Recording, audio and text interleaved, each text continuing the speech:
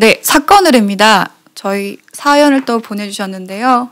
저는 이 사건을 좀 읽다가 많이 화가 났습니다.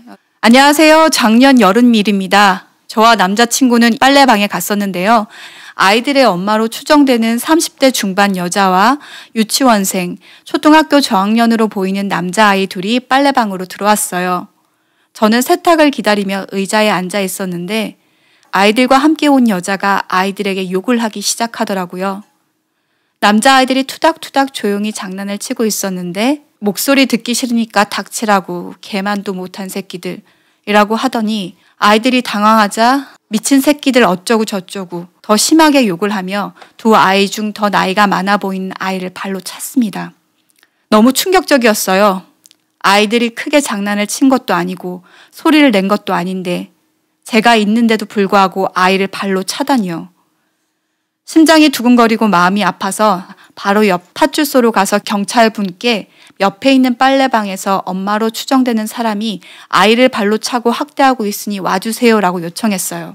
경찰은 지금 출동할 수 있는 경찰이 나가 있으니 곧 가보겠다고 하여 저희는 기다리고 있었습니다. 아빠로 추정되는 사람이 들어오자 여자가 아이들이 싫다는 투로 불평을 하였고 그 아빠로 추정되는 사람은 아이들의 머리를 툭툭 치면서 조용히 있으랬지 라고 핀잔을 주더군요. 그 후 중년의 남성 경찰관과 앳돼 보이는 여성 경찰관이 빨래방으로 들어왔습니다. 그리고 다짜고짜 아동학대 신고한 사람이 누구예요? 라고 사람들 앞에서 물었고 제가 저라고 하자 누가 아동학대를 했는데요? 라고 묻길래 그 여자를 가리켰습니다. 그런데 경찰의 대응이 진짜 이상했어요. 그 중년 남성 경찰이 그 여자에게 친부모인지 물은 후 아주머니가 아동학대했어요?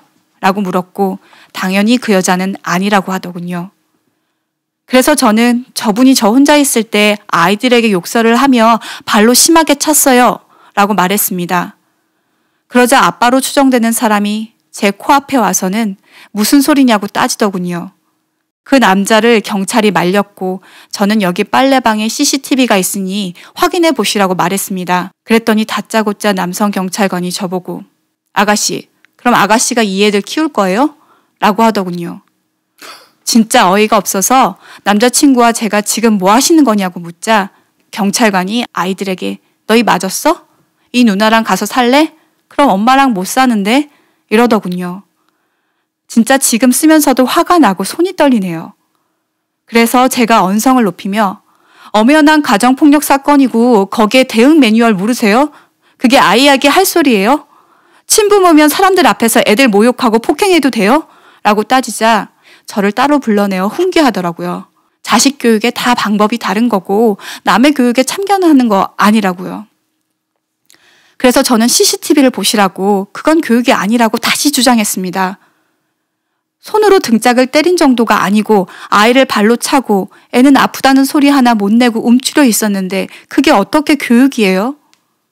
그런데 CCTV를 확인하기는커녕 아이들에게 가서 너희 맞았어? 엄마가 때렸니? 물었고 아이들은 우물쭈물하더니 아니요 라고 하더라고요.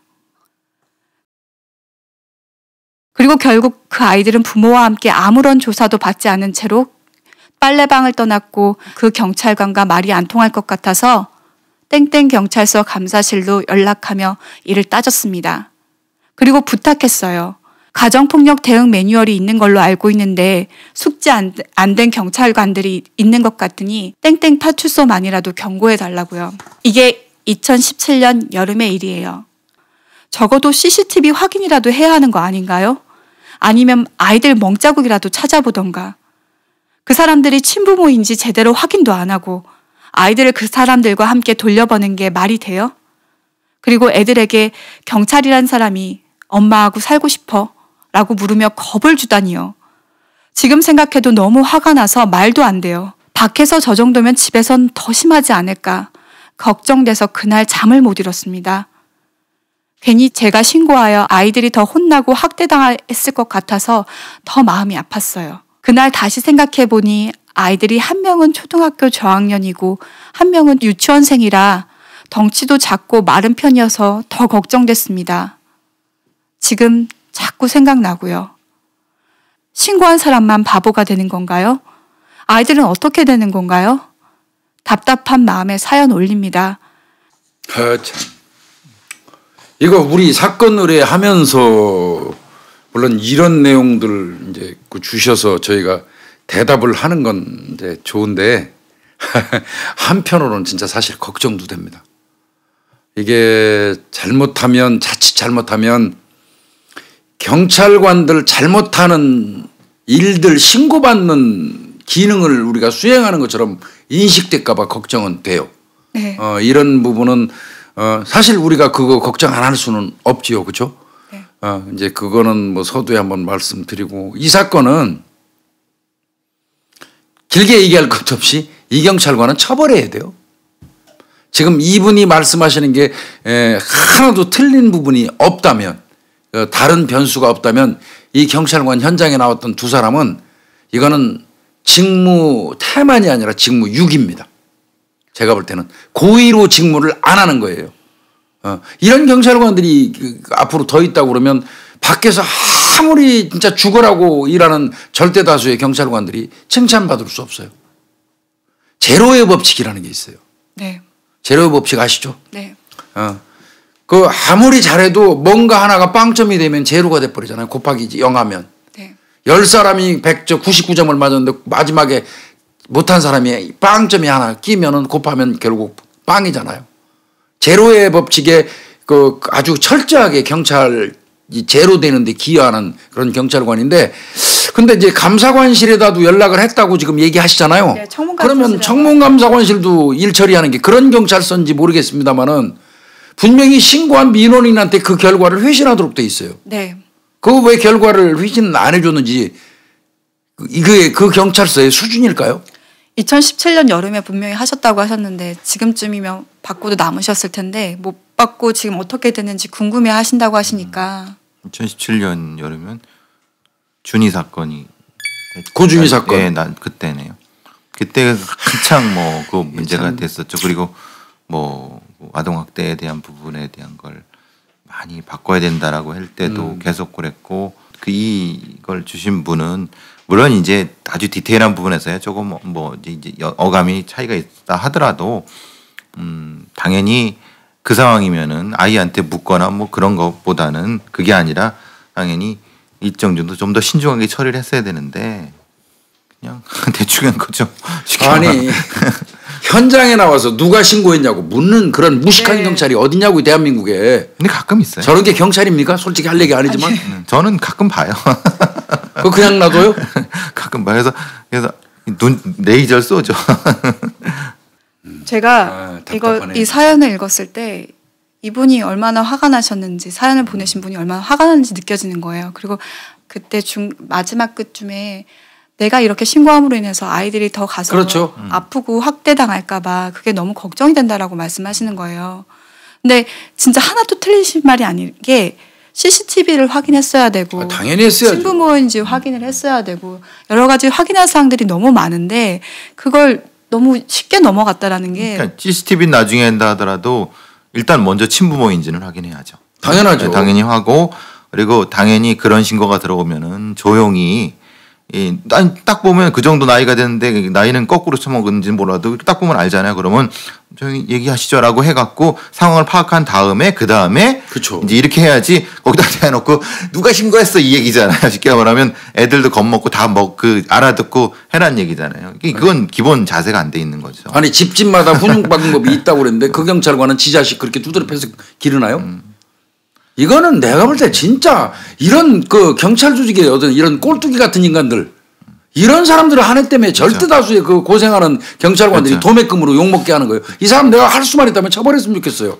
이거는 이제 가정폭력 매뉴얼이 없어도 그럼요. 합리적으로 봐서 지금 이렇게 자기가 소리 지르면 이게 아이들이 겁먹고 이게 엉망이 되는 거 알면은 조용히 이 신고했을 것 같은 사람을 이렇게 분리해서 또 아이들도 좀 이렇게 좀 만약에 아주 최악의 경우라도 타일러 드는가 아니면은 사실 이렇게 신고가 들어왔는데 뭐 이렇게 좀 이게 해야 되는 건데 그냥 자기대로 그냥 왜 신고했어? 네가 키울래? 왜 네가 키울래는 무슨 소리? 이건 말도 안 되는 진짜 이건 말도 안 말을 해서 안 되는 되는 거죠. 어디서 진짜 제가 봤을 땐 경찰관이 아예 아동학대라는 사건에 대해서 얘기를 듣고 와서 그냥 친부모인 거 확인하면 그냥 보내겠다라는 이미 생각을 갖고 그렇죠. 오셨던 것 같아요. 그리고 아이들도 봤을 때 뭐 폭행정이라든지 이런 게 명확하게 보이지 않으니까 그런 식으로 했던 것 같은데 저는 아동학대라는 개념이 좀 많이 바뀌어야 된다고 생각을 해요.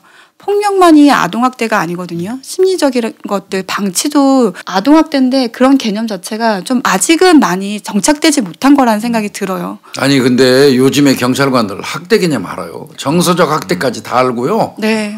요즘에 그 제정신 가진 경찰관들은 꼬치로도 애들은 때리면 안 된다는 거 다 알아요. 맞습니다. 예, 다 아는데 지금 이 그 말씀하시는 이 경찰관, 나 이거 경찰이라고 부르고 싶지도 않아요. 이게 작년에 이런 무슨 똘마니 같은 이런 무식한 경찰, 이런 경찰이 어떻게 경찰이 들어왔는지 난 모르겠어요. 계급이 뭐고 이름이 뭔지 모르겠습니다만은 이런 것들이라고 하면 뭐 하여튼 이런 경찰관 때문에 대한민국 경찰이 도매금으로 넘어가고 이 순간에 밤잠 못 자고 옆구리 칼 맞아가면서 뛰어다니는 경찰관들이 다 비난받고 욕먹는 겁니다. 이거 제가 생각할 때 하나 말씀드리고 싶어요. 청문감사실에다 분명히 신고하셨다고 그랬으니까 그 결과 왜 통보 안 해주는 전화 한 번 하셨으면 좋겠어요. 아니 이렇게 되면은 신고를 하신 분이 정말 민망해지는 상황이고 다음번에 이런 상황을 겪었을 때 내가 또 이런 경우를 당할 텐데 내가 못하러 해라는 선입관이 생겨버리시잖아요. 그렇죠. 신고 못하게 하는 거예요. 그러니까 하지 말라는 거예요. 무식한 경찰 네. 입장에서는 그게 네. 집단에는 잘한 그렇죠. 걸로. 네. 근데 그 옆에 있는 여경도 그 내가 볼 때는 한참 후배일 거예요. 네. 그놈한테 배울 게 뭐가 있겠습니까? 그렇죠. 보통 이렇게 사수 부사수가 되니까 부사수 입장에서 이 뻘쭘하게 있었던 거죠. 그게 무슨 상황인지는 아마 다 이해하실 거예요. 근데 그 행동을 이해하라는 얘기가 아니라 무슨 상황인지는 아셨을 것 같고 만약에 자기가 못할 것 같으면은 다른 방식으로도 이게 대안을 찾아주든가 해야 되는데 그걸 그렇게 어이가 없네요. 어이가. 이유 여하를 막론하고 밖에서 슬쩍 전화를 해가지고 신고자를 불러냈어야 돼요. 그렇죠. 네. 그게 되죠. 보는 데서 누가 신고했냐고 물어보는. 그러면 나중에 피해자 신고했다고 보복당하면 지가 그렇죠. 책임질 거예요. 그렇죠. 그것도 무식한 그렇죠. 진짜 있을 수 없는 경찰의 그렇죠. 대응이고요. 그다음에 그 과정에서 아가씨가 기를 거냐. 그건 이건 해서는 안 되는. 엄마 아버지 있는 데서 애들한테 니네 엄마가 때렸냐고 물어보는 그런 무식한 경찰. 내가 볼 때는 그 사람은 경찰 조직에서 도태시키는 게 맞아요. 그래서 할 수만 있다면 신고한 그 청문감사실에다가 얘기해서 왜 처리 결과 나한테 통보 안 해주는지 좀 물어보시고 어떤 상응한 조치를 했는지 여부도 좀 따져보시기 좀 바라고요.